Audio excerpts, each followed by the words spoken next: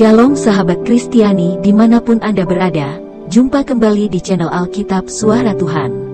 Konten kita kali ini berjudul Raja yang Penakut.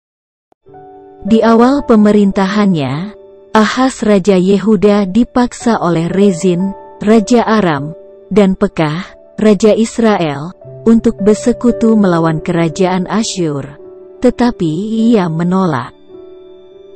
Hal ini disebabkan karena pada saat itu, di bawah pemerintahan Tiglat-Pileser, Asyur sangat kuat. Banyak negara-negara dihancurkan dan ditundukkan menjadi vasal-vasal atau negara-negara bonekanya. Banyak juga raja-raja yang membayar upeti pada Tiglat-Pileser.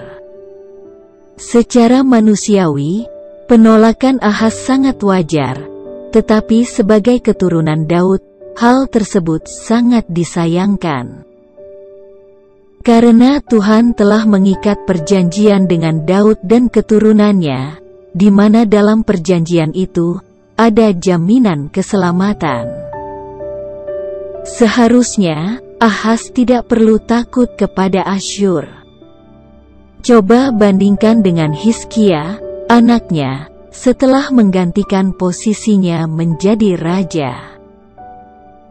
Hizkia sangat percaya diri untuk mengalahkan Asyur, padahal pada saat itu, Yehuda telah menjadi negara bonekanya, juga tidak memiliki cukup orang-orang perkasa dan peralatan perang untuk melawan Asyur.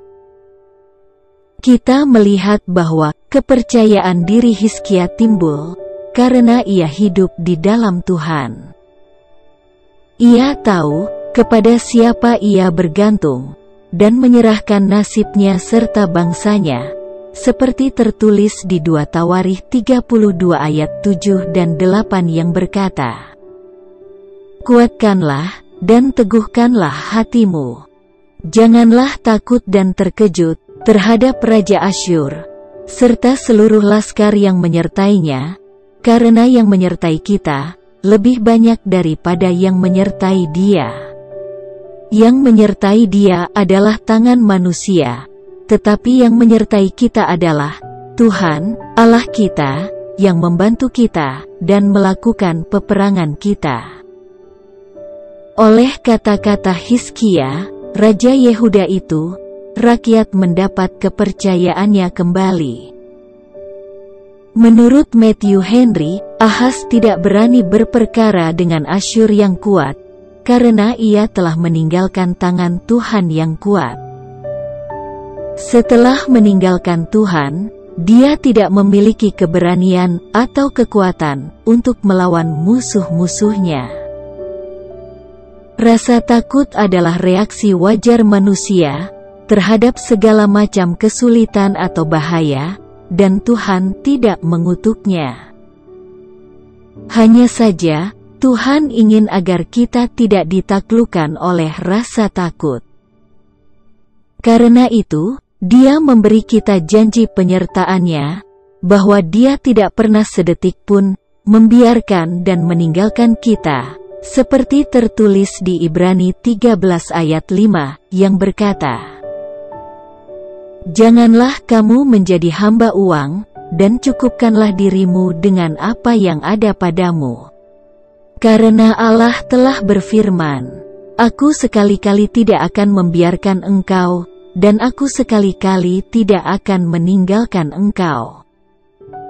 Dia selalu beserta kita di setiap saat, dan dalam segala kondisi. Sekarang tinggal bagaimana kita, mau atau tidak, mempercayai janji-janjinya itu. Dari kisah Ahaz ini, kita semakin diteguhkan bahwa hidup di dalam Tuhan dan mempercayai hidup kita kepadanya adalah satu-satunya jalan yang membuat kita terbebas dari kekhawatiran dan ketakutan. Karenanya, itu harus menjadi keputusan yang kita ambil sebagai orang percaya. Saat ini mungkin ada banyak hal yang membuat kita cemas dan takut. takut tidak mampu membiayai sekolah anak-anak, takut tidak dapat memenuhi kebutuhan sehari-hari, takut mengalami kegagalan, takut menghadapi hari esok dan lain sebagainya.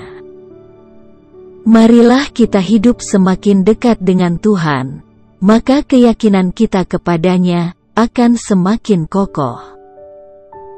Mempercayai bahwa Tuhan akan memberikan keberanian kepada kita. Keberanian bukan ketiadaan rasa takut, melainkan penguasaan atas rasa takut. Tak peduli betapa menakutkannya keadaan kita saat ini, yang menyertai kita adalah Tuhan. Dialah yang akan memberikan kita kemenangan. Amin. Tuhan tidak pernah tertidur dan ingkar janji. Imanilah hal itu dengan sungguh-sungguh, dan teruslah dekat padanya.